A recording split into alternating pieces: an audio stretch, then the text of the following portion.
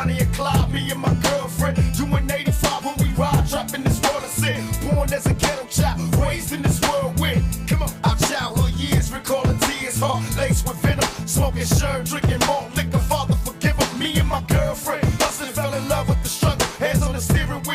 We interrupt the Tupac channel to bring you a special news report from Channel Zero. A toy gun was discovered at a local fishing spot off the banks of the Coldwater River in Tate County, Mississippi. We now go to the phone to speak to Tate County's head sheriff, Sheriff Julie.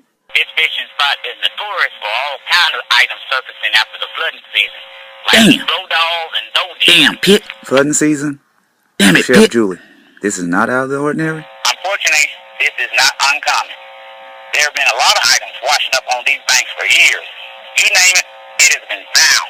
Stripper poles, tricked out shopping buggies, and for some reason recently, there's been a hell of a lot of Lance Armstrong bracelets leading up the damn shoreline. That is indeed strange. Any other unique items? Last year, Deputy Joe Piggs discovered an adult swing with a small link that was broken in the swing chain.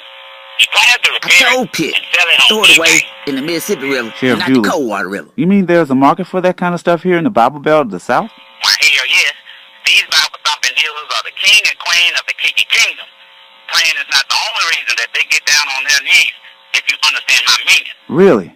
Is that right? Damn. But hell, Damn. just recently I I gotta found go call out Pitt. that my preacher's chat room name is Balls Dick 69.